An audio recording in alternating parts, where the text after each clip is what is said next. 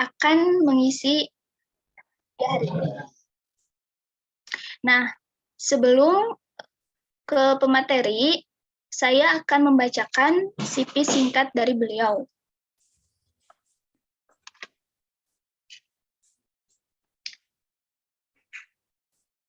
Nama Bambang Hermawan. Tempat tanggal lahir Bandung 11 Oktober 1987. Alamat rumah KP Curug Desa Rahayu, Kecamatan Marga Asih, Kabupaten Bandung. Nomor telepon 0822 6253 7068. Untuk alamat emailnya bambanghermawan784@gmail.com. Agama Islam, status menikah, kebangsaan Indonesia, pendidikan terakhir, S1 Pendidikan Bahasa Sastra Indonesia dan Daerah, hobi musik dan menulis.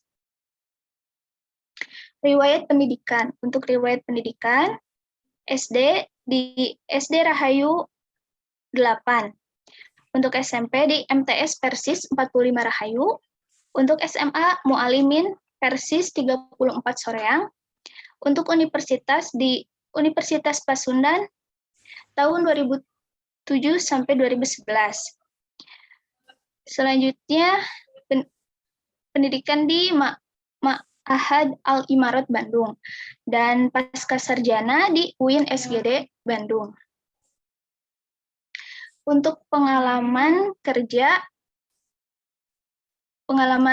beliau cukup banyak ya, dan berpengalaman di bidang sastra gitu. Nah, untuk pengalaman kerja itu yang pertama jadi guru di MIYPI Rahayu dan lain-lain.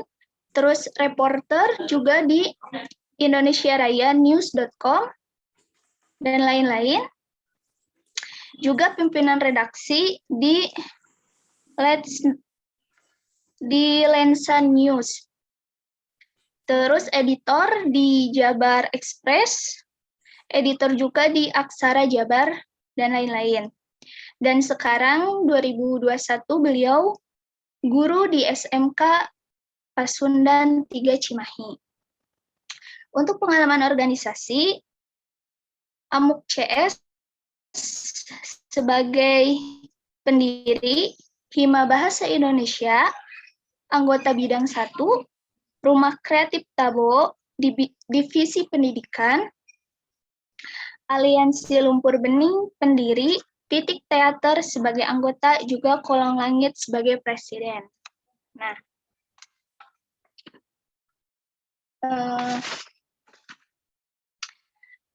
mohon maaf sebelumnya kepada Bapak pemateri. Perlu juga saya ingatkan bahwa pemateri akan berlangsung selama 45 menit dan akan dilanjutkan diskusi selama 15 menit. Untuk diskusi nanti para peserta bisa raise hand. Maka tak usah tunggu lama-lama lagi. Kepada pemateri, waktu dan tempat saya persilahkan.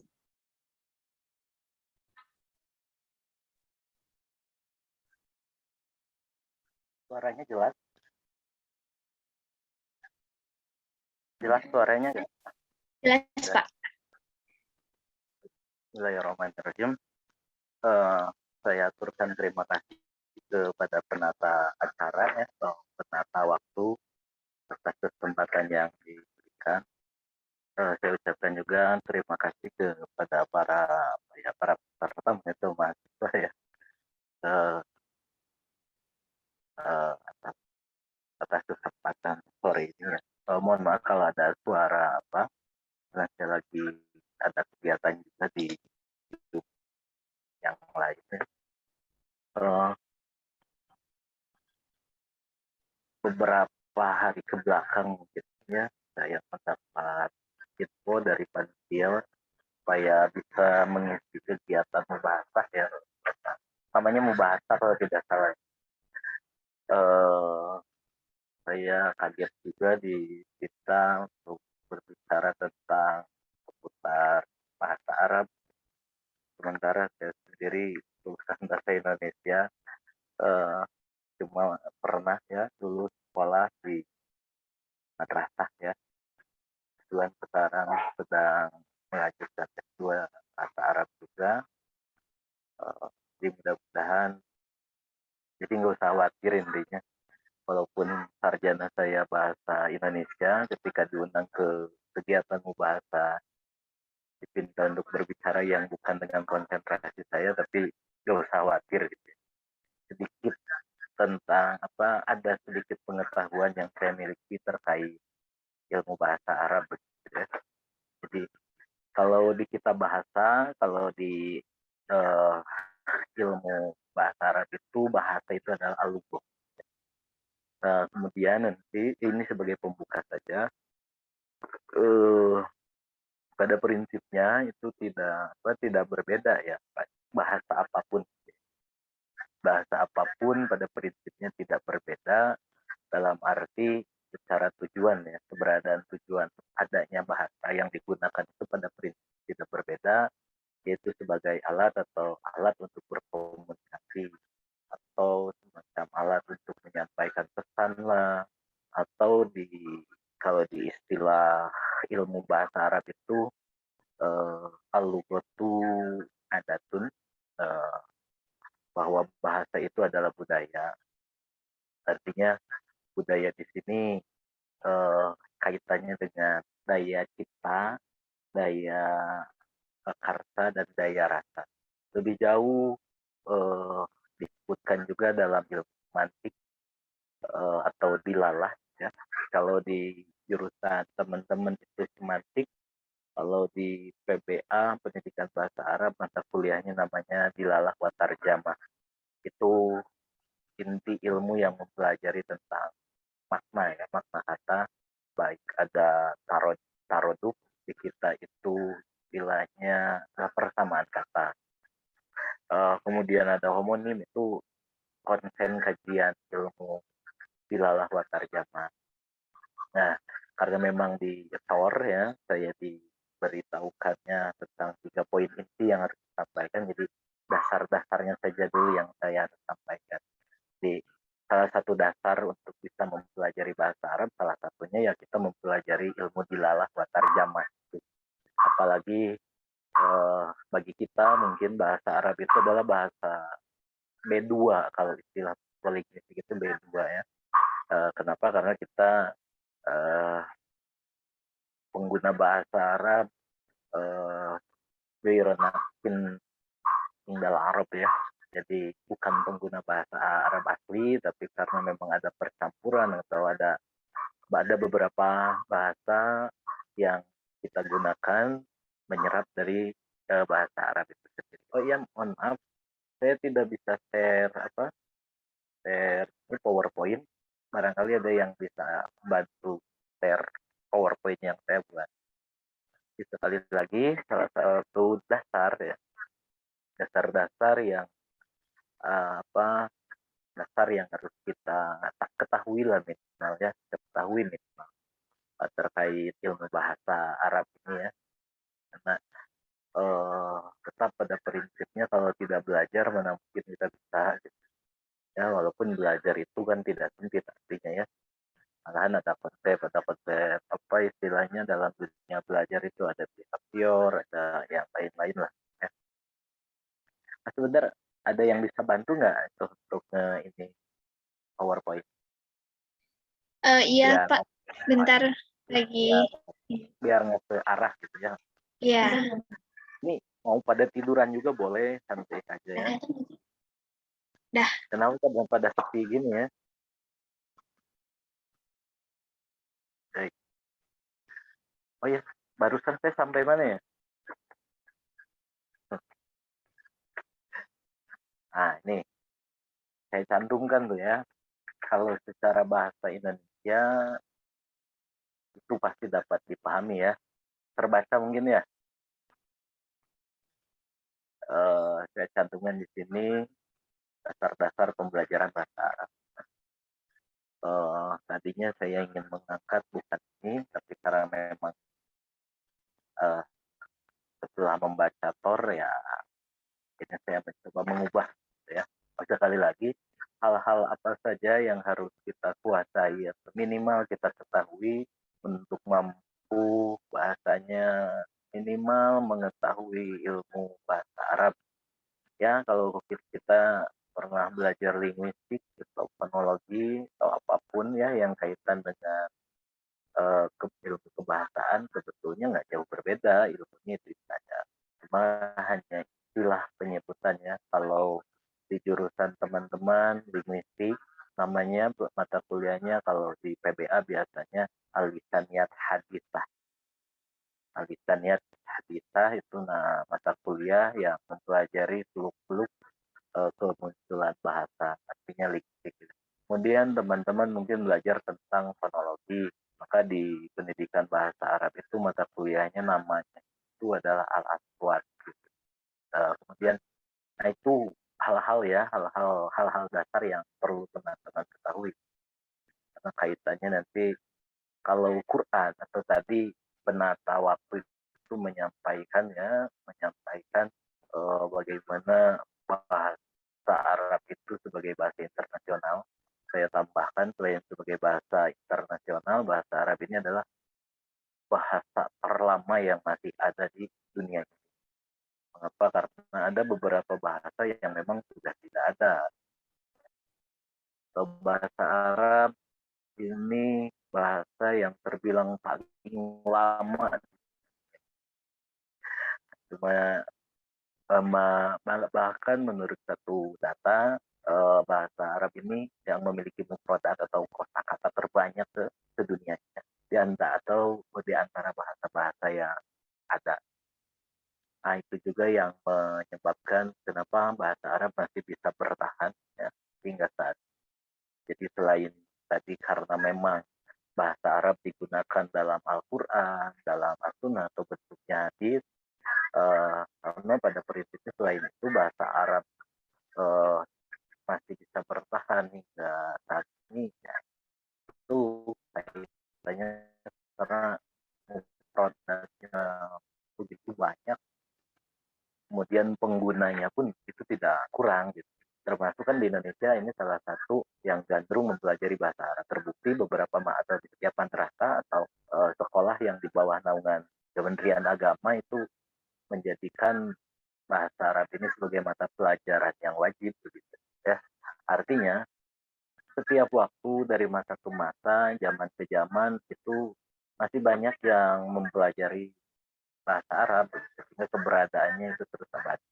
Jadi kan ada satu teori bahasa ketika tidak digunakan ya maka lambat laun itu akan hilang. Dan artinya logika berpikir itu berarti kalau menggunakan bahasa, kalau penggunanya masih ada maka bahasa itu akan terus ada. Nah, saya berkeyakinan bahasa Arab ini menjadi bahasa yang terlama terus akan terus ya terus selama masih ada atau masih banyak orang yang memegang ajaran Islam ya dan merujuk pada memedomani dua dua peninggalan Rasulullah untuk sama Quran dan As-Sunnah atau Al-Hadis. Nah, jadi yang mendasari perlu setiap orang belajar bahasa Arab ya, ya yang terdekat tadi dalilnya sudah disampaikan. Kemudian untuk masalah pengetahuan dasar teman-teman melalui penata acara tadi sudah terbukti bahwa teman-teman itu tahu sebetulnya bahasa Arab itu seperti apa bentuknya. Mengapa? Karena tadi sebelum pengumuman atau setelah menyampaikan informasi, penata acara membuka kegiatan ini dengan tahmid. Tahmid sendiri itu kan bahasa Arab. Kemudian isinya itu tadi seperti mengungkapkan innal hamdalillah, kan? Kemudian syahadat, itu kan lafaz-lafaz atau sebutlah jumlah mufidah atau kalimat berbentuk bahasa Arab. Ini menjadi bukti bahwa pengetahuan dasar kita itu sudah memiliki, malahan mengalami menggunakan atau menjadi pelaku atau pengguna bahasa Arab. Teman-teman yang beragama Islam mungkin setiap hari melaksanakan yang 5 waktu itu tidak lepas dari bahasa Arab. termasuk bagaimana teman-teman bertawud, bagaimana teman-teman mengucapkan basmalah, bismillah, kemudian bagaimana teman-teman dalam salat membacakan ayat Al-Quran, selain itu teman-teman bertakbir, i'tidal, mengucap sami Allahu liman hamidah, itu bentuk-bentuk bahasa Arab. Artinya dasar-dasarnya teman-teman itu sudah ada. Karena prinsipnya selain bahasa sebagai budaya, ya bahasa itu adalah kosakata. Jadi seseorang mampu memiliki atau memiliki kemampuan berbahasa, khususnya berbahasa Arab, pertanyakan berapa banyak kosakata yang kita kuasai. Kendatipun kita tinggal di Indonesia, kalau memang kosakata kita kosakata bahasa Indonesia kita tidak miliki, ya kita nggak akan bisa berbahasa Indonesia. Jadi pada prinsipnya satu teori menyatakan al-lugha itu al-mufradat. Bahasa itu adalah kosakata. Artinya untuk sebagai pemula untuk memiliki kemampuan berbahasa Arab, ya berangkatlah dari penguasaan mufradat, hal-hal terkecil saja. Hanya yang terdekat dengan kita, baik dari anggota tubuh atau benda-benda yang tidak bisa lepas dari keseharian kita, seperti handphone. Apa sih handphone bahasa Arabnya? Selain atil pun kira-kira oh iya saat ini terkenalnya itu adalah azawal.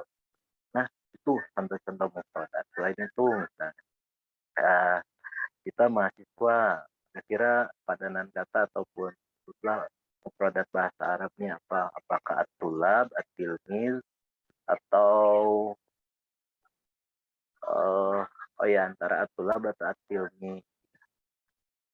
Nah, ya.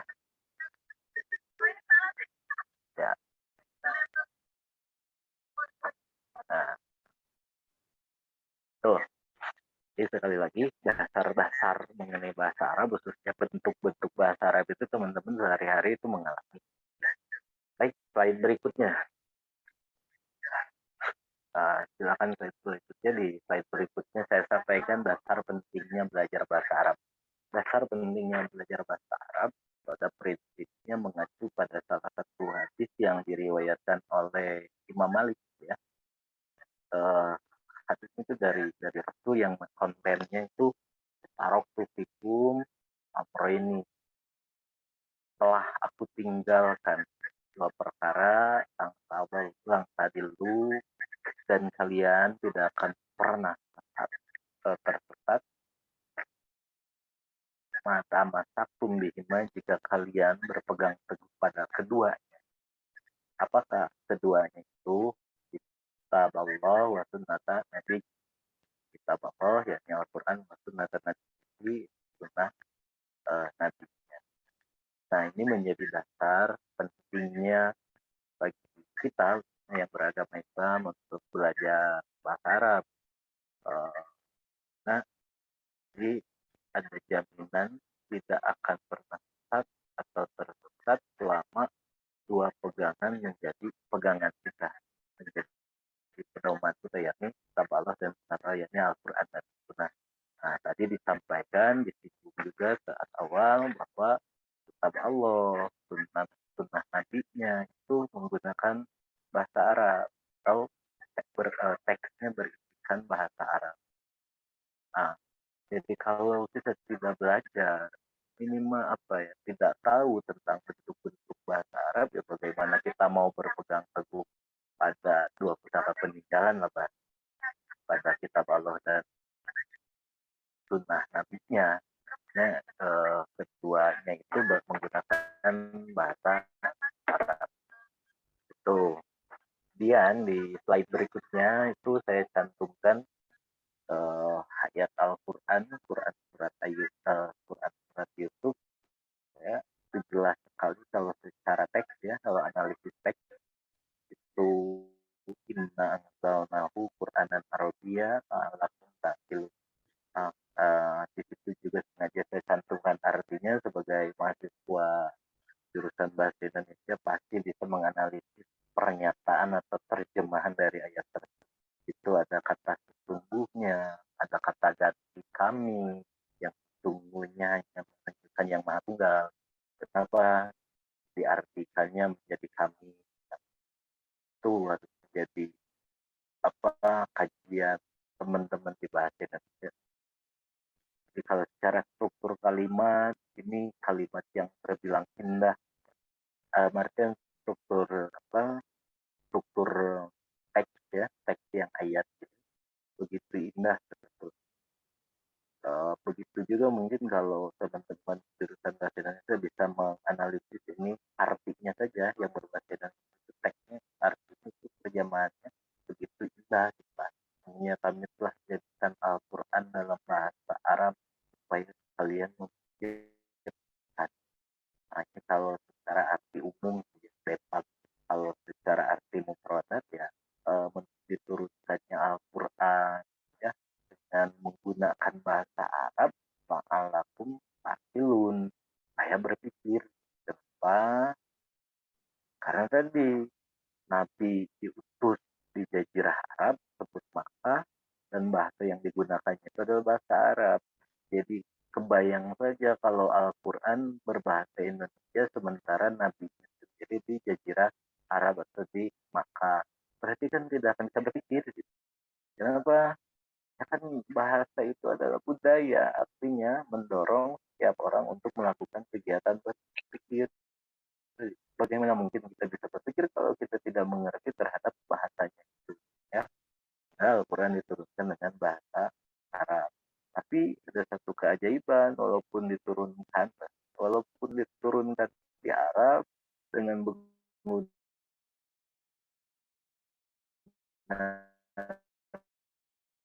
bahasa Arab, kita orang Indonesia ternyata bisa ilmu lugoh anak karena mata kuliahnya itu linguistikal di jurusan itu dibahas. Mengapa sih orang Indonesia bisa memperoleh bentuk-bentuk bahasa terus mufradat bahasa Arab, padahal itu kan bukan bahasanya tapi bahasa kedua. Itu kan ada malahan secara uh, konsep ilmu pembelajaran orang bisa memperoleh bahasa itu bisa melalui tipe alamiah atau tipe formal. Sekarang banyak lembaga kursus atau ada banyak aljamiah kampus-kampus yang membuka jurusan bahasa Arab. Itu saya kira bisa bisa sedikit menjadi jawaban mengapa kita bukan orang Arab, tapi tidak sedikit di negara kita yang bisa menggunakan bahasa Arab. Begitu ya di landasan pentingnya belajar bahasa Arab itu ya. Pertama kita bukan orang Arab gitu ya. Sementara pedoman yang ditinggalkan oleh jurusan terakhir ya Rasulullah itu ini itu menggunakan bahasa Arab. Itu sangat penting sih untuk kita belajar bahasa Arab. Terkait arti belajar itu terkait arti belajar teman-teman mungkin sudah mempelajari tentang apa sih ciri seseorang belajar itu, kemudian belajar efektif itu seperti apa sih, itu diajarkan yakin semester 1 atau semester 2. Ya baik, slide berikutnya saya sampaikan yang disebut pembelajaran dalam bahasa Arab itu kadang-kadang disebut ta'lim atau at-tadris. Kalau tadris itu mempelajari, kalau ta'lim itu bahasanya belajar ya, ta'lim. Makanya suka ada di kita kan ibu-ibu majelis ta'lim. Nah, ta'lim itu belajar begitu. Jadi ketika majelis itu tempat. Kalau jadi majelis ta'lim berarti tempat itu semata-mata digunakan hanya untuk belajar. Jadi secara pemaknaan kalau majelis ta'lim hanya diisi untuk bergibah, ya berbicara hal yang tidak-tidak, maka ganti namanya, jangan majelis ta'lim. Karena majelis ta'lim itu sendiri memiliki arti, kalau diterjemahkan kita tempat yang hanya diperuntukkan untuk melakukan kegiatan-kegiatan pembelajaran gitu. Nah, pembelajaran itu apa sih? Taklim itu apa sih? Tadris itu apa sih? Nah, itu proses yang identik dengan kegiatan mengajar. Jadi kalau pembelajaran itu adalah sebuah proses kegiatan yang identik dengan kegiatan mengajar. Biasanya dilakukan oleh pendidik supaya terjadi sebuah kegiatan yang mengajar. Ya. Itu gambaran sedikit tentang gambaran pembelajaran. Kemudian pembelajaran kalau begitu berarti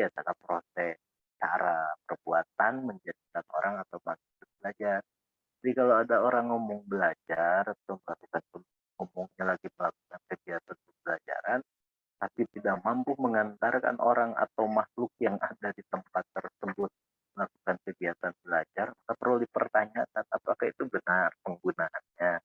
Dalam artian penggunaan istilah pembelajaran itu betul tidak.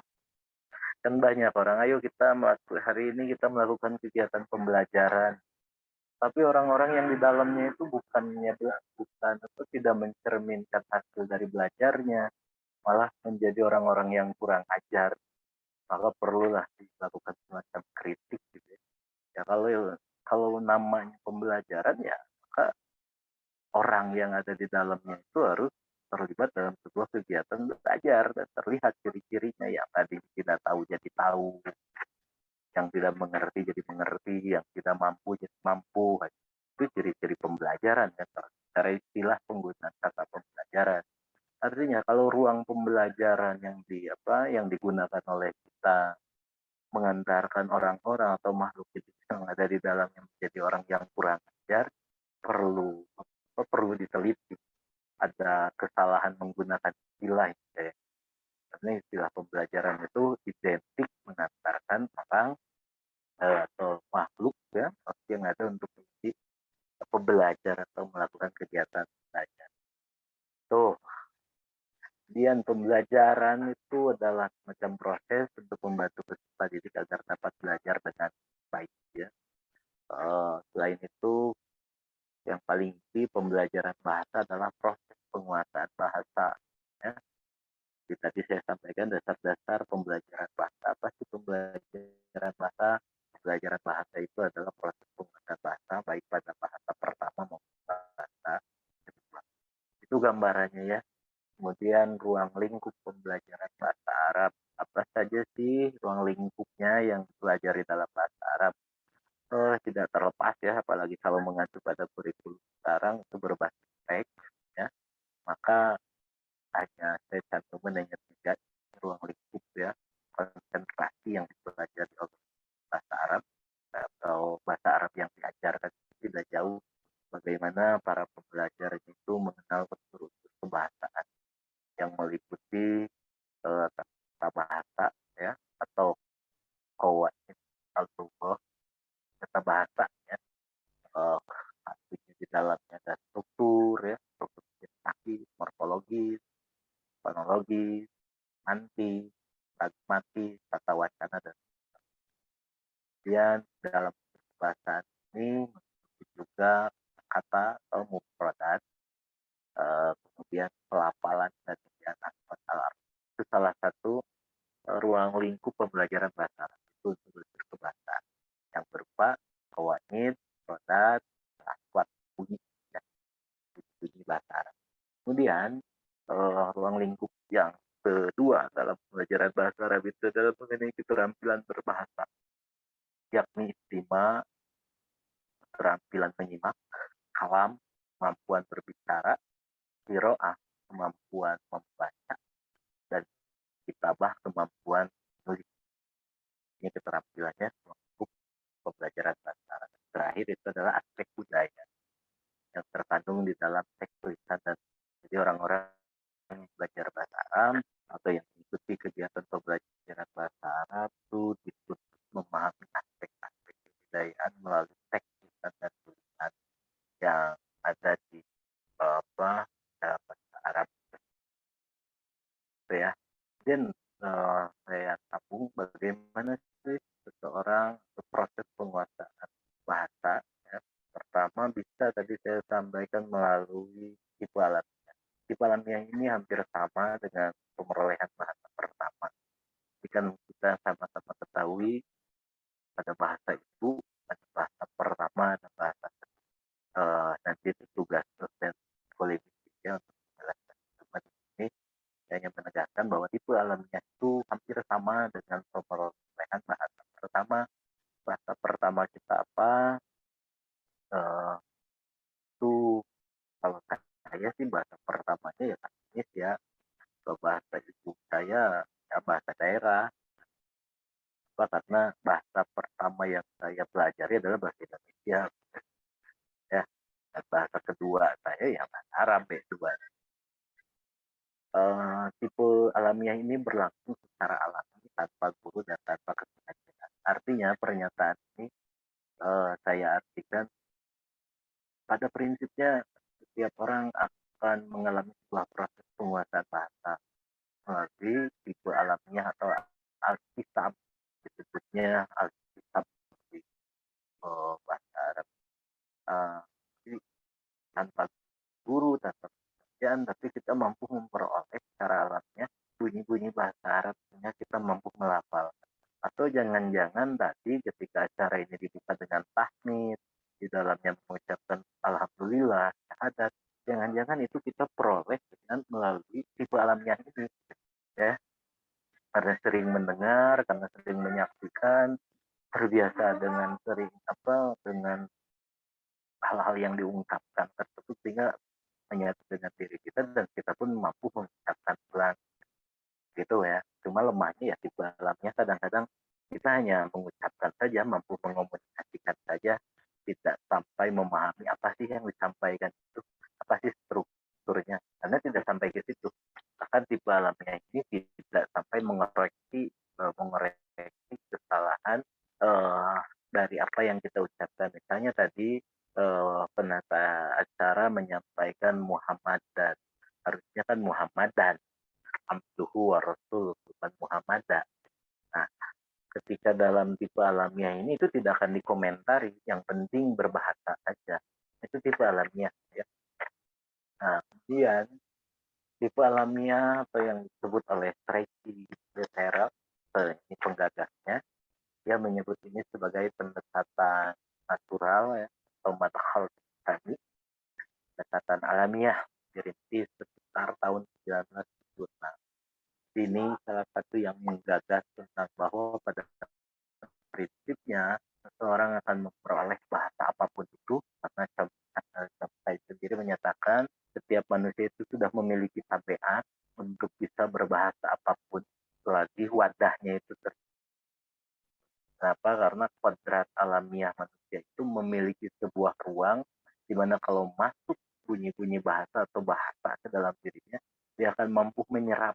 Tapi persoalannya apakah terus mendengarkannya atau mendapatkannya atau tidak. Itu terkait berpandangan atau berpendapat. Jadi bahasa apapun pada prinsipnya akan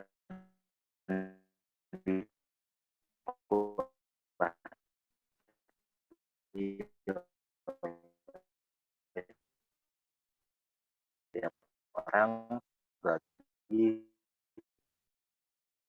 mau belajar kecuali bahasa Nabi Sulaiman ya.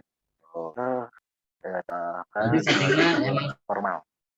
Artinya tipe formal ini bagaimana kita untuk bisa menguasai, memiliki pemahaman tentang bahasa Arab, ya, yaitu lakukanlah secara formal dalam arti kata dengan mengikuti kegiatan-kegiatan pendidikan yang sarana dan prasarananya itu menunjang. Artinya melalui sekolah, melalui kursus-kursus yang di dalamnya tentu ada sistem atau perangkat pembelajaran yang lengkap, itulah ciri formal dan bisa menjadi ruang, bisa menjadi macam model, bisa menjadi metode untuk kita memperoleh bahasa kedua, yang bahasa Arab. Nah, saya tekankan di sini penyajian pembelajaran bahasa Arab yang dilakukan secara formal ini berpengaruh terhadap kecepatan dan keberhasilan dalam memperoleh bahasa kedua. Artinya, ketika memilih tipe formal untuk menguasai bahasa Arab, maka tidak menutup kemungkinan ataupun akan lebih cepat dan akan lebih cepat berhasil lah ya. Dalam artian berhasil memahami atau menguasai bahasa menguasai karena tahu dasar-dasarnya dan apapun itu yang kaitannya ya seseorang tadi memiliki kawanit, pengetahuan tentang teori-teorinya, kemudian memiliki kata-kata yang terus mengalami penambahan. Yang paling penting itu adalah bagaimana memiliki kemampuan membaca, menulis, dan berbicara. Baik, pada prinsipnya berhasil atau tidaknya seseorang memperoleh bahasa, baik bahasa kedua, yang bahasa kedua itu tergantung pada setiap individu. Kalau dianya disiplin, kalau berani mencari guru yang pendidik profesional ya atau tenaga profesional untuk mengantarkan dirinya memiliki pengetahuan bahasa Arab, dipastikan itu akan berhasil.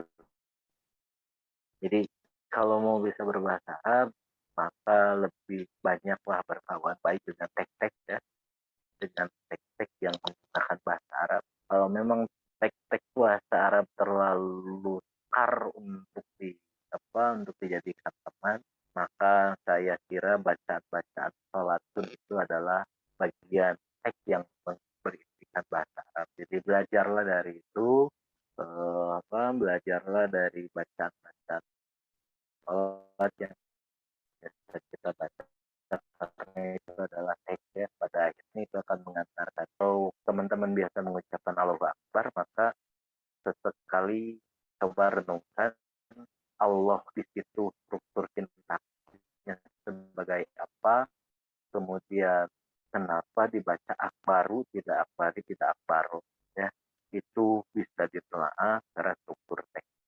Jadi kenapa Allahu nggak aloha nggak alohi, kenapa akbaru nggak akbaro nggak akbari ya. Sekian yang bisa saya sampaikan. Mudah-mudahan bermanfaat. Takutnya jam saya ini sudah lebih 1 menit. Kalau ada yang didiskusikan silakan. Terima kasih, saya kembalikan ke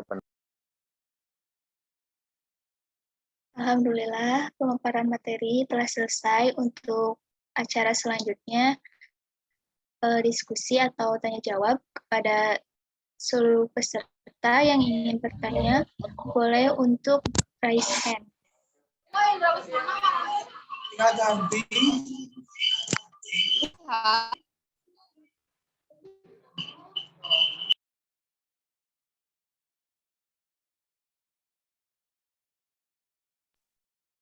Iya, dipersilakan kepada Rosdiana. Assalamualaikum warahmatullahi wabarakatuh. Perkenalkan, nama saya Rosdiana. Saya dari kelas A. Bapak izin bertanya. Mohon maaf sebelumnya saya kurang memahami mengenai faktor apa yang mengharuskan kita sebagai mahasiswa untuk mempelajari bahasa Arab di jurusan Pendidikan Bahasa dan Sastra Indonesia. Terima kasih. Assalamualaikum warahmatullahi wabarakatuh.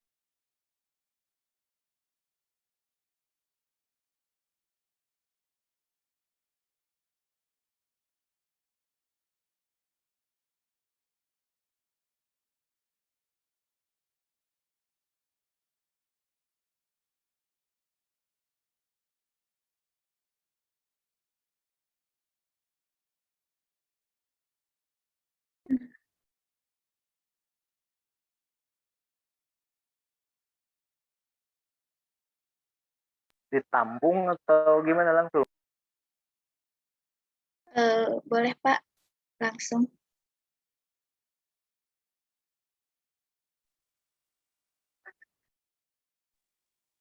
Baik, masih ada suaranya? Nah, Ada. baik. Mengapa ya yang mengharuskan atau sebutlah kita sebagai mahasiswa bahasa Indonesia ya, jurusan bahasa Indonesia, mempelajari bahasa Arab ya. Nah, tadi itu pertama mungkin secara akademik bisa dilihat ya, secara akademik apakah memang di jurusan bahasa Indonesia ini ada kompetensi yang bahasanya prospek ya, bahasa prospeknya misalnya selain menjadi guru bahasa Indonesia di apa, misalnya menjadi apa. Kemudian kalau tidak salah belajar juga tentang terjemah bahasa Arab kalau tidak salah nantinya itu ya. Nah, jadi mengapa mengharuskan itu?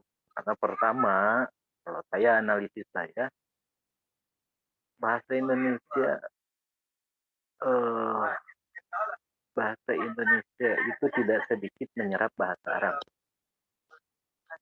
ya.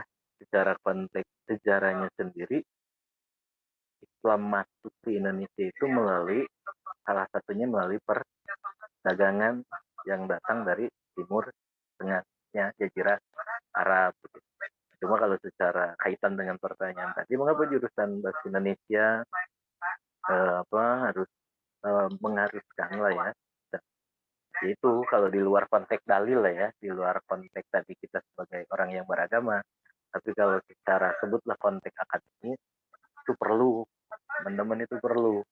Mengapa? Karena nanti kompetensi kita itu bukan hanya bahasa Indonesia, malahan ketika nanti bahasa Indonesia yang sudah kita kuasai, ya tadi logikanya banyak bahasa Arab yang diserap ke bahasa Indonesia, kemudian kita memahami betul dengan sebutlah punya pengetahuan dasar tentang bahasa Arab, itu akan mempunyai nilai plus.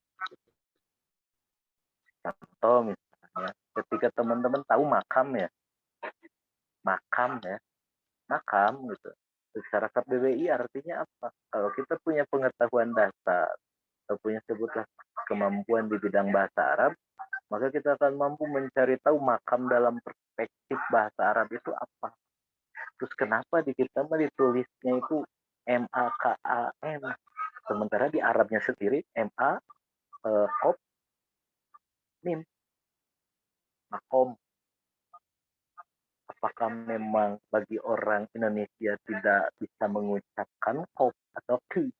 Apakah alat ucapnya berat dengan ucapan ki? Nah, itu perlu dianalisis baik melalui ini apa aja.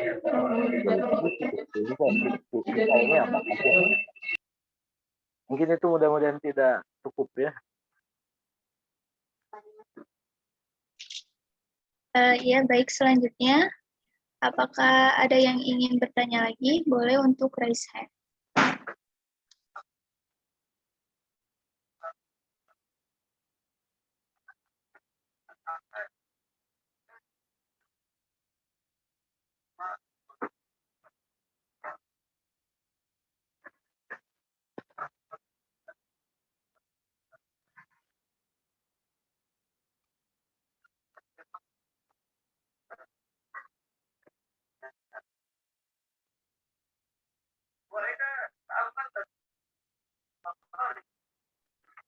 Iya, boleh kepada saudari Sherly Marcelina, dipersilahkan.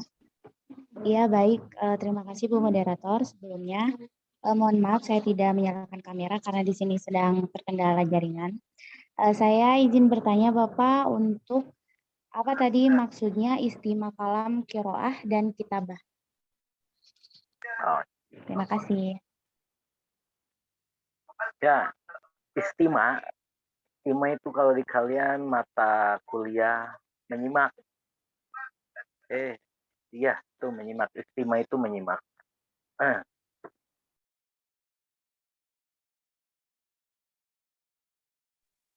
Baik. Istimewa ya. Istama'a ya, sami'u ya. Secara morfologis ya. Ya kalau diterjemahkan ke bahasa teman-teman itu menyimak, bukan mendengar. Ya.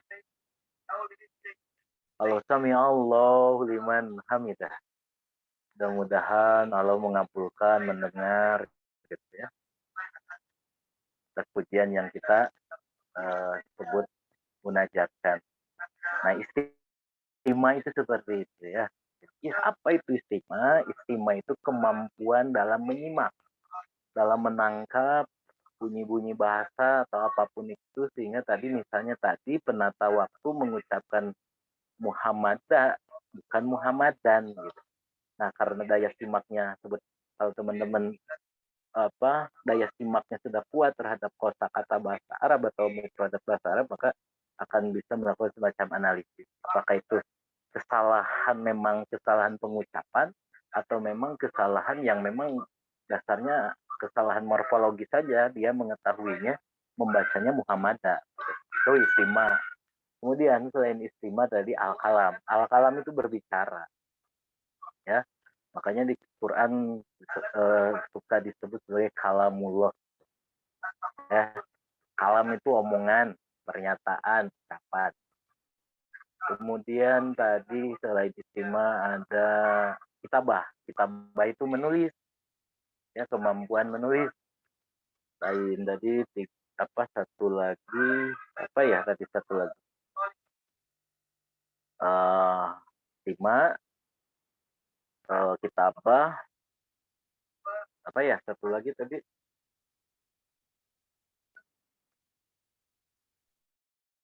Kalam apa ya kiroah, Pak. satu kiroah itu membaca, ya, pecahan dari kata qoro'a. Kalau kalimat perintahnya itu iqro, tahu kan surat Iqro ya.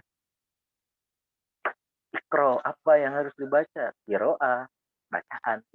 Nah, kalau dalam konteks ilmu bahasa Arab, ilmu kiro'a, artinya kemampuan membaca. Jadi, sekali lagi, istima atau tadi menyimak, kalam itu kemampuan berbicara, kiro'ah kemampuan membaca, kitabah kemampuan menulis. Cukup jelas ya?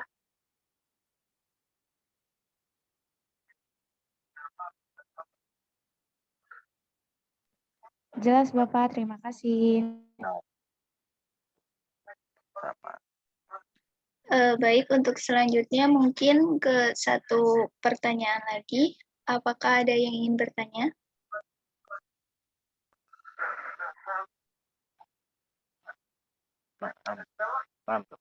Kalau begitu, saya saja Pak yang ingin bertanya. Nah, boleh. Apakah baiknya belajar bahasa Arab itu dihafal atau bagaimana? Belajar bahasa Arab itu nggak usah dihafal, diucapkan. Coba ingat begini, sebelum bisa berkomunikasi seperti ini, karena bahasa Arab ya, coba ingat kapan kita mulai bisa menyebut Allah dan apa yang mendorong kita atau membuat kita bisa mengucapkan lafaz Allah. Itu lafaz ya kalau. Kemudian secara jumlah, bagaimana kita bisa mengucapkan atau mengungkapkan basmalah, Bismillahirrahmanirrahim. Itu kan teks berbahasa Arab. Coba ingat itu bagaimana kita memperolehnya.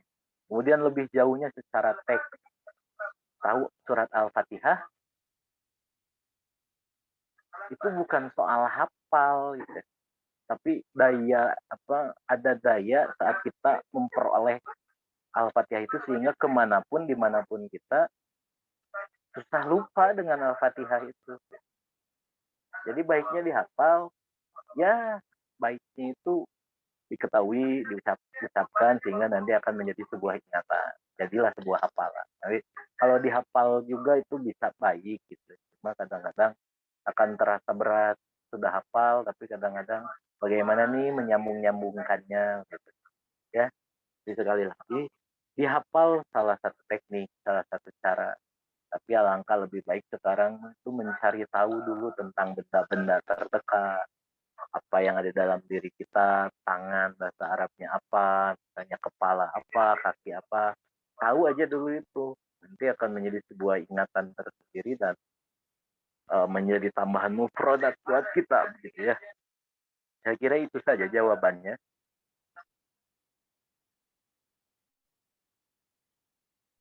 Baik Bapak, terima kasih atas jawabannya. Alhamdulillah, acara demi acara telah terlaksana. Sebelum mengakhiri acara, kepada pemateri, saya persilahkan untuk menyimpulkan apa yang telah dipaparkannya. Ya, kita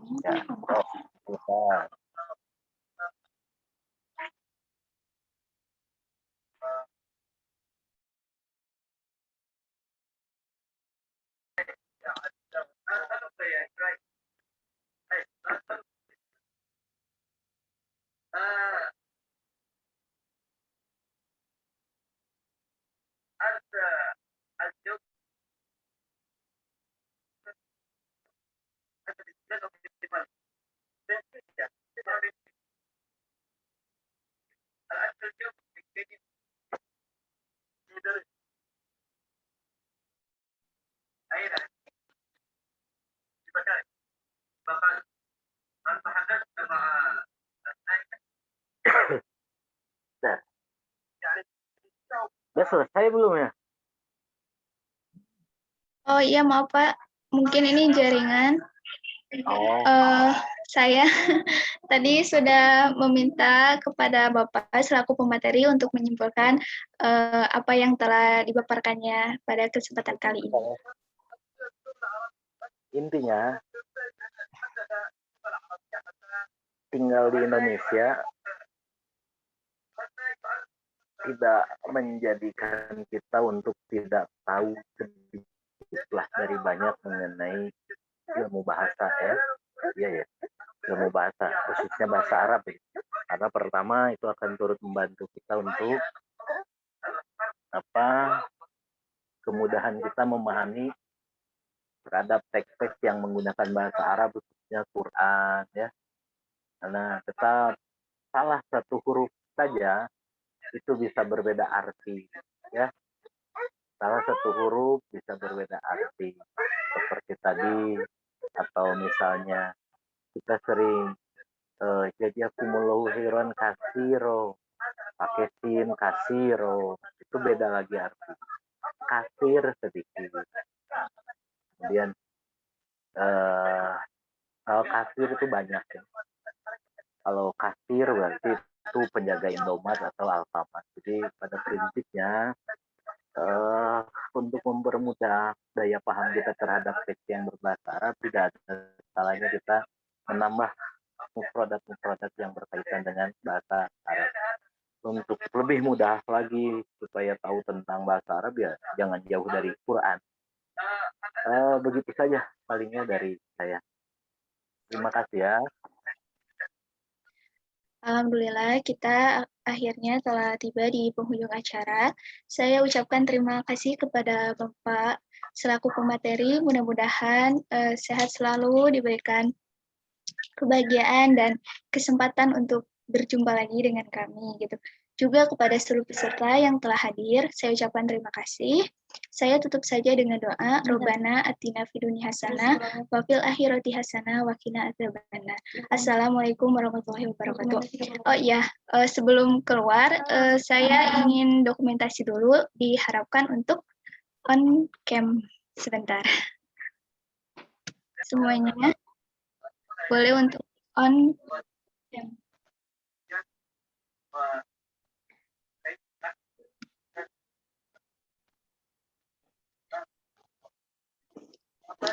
Baik, untuk slide yang pertama. 1, 2, 3.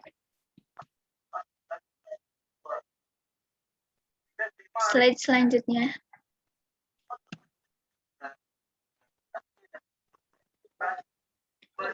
1, 2, 3. Untuk slide yang terakhir.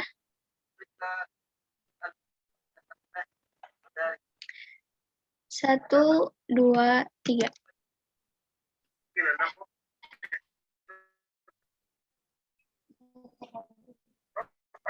Jangan lupa diingatkan kembali kepada seluruh peserta untuk mengisi daftar hadir ya.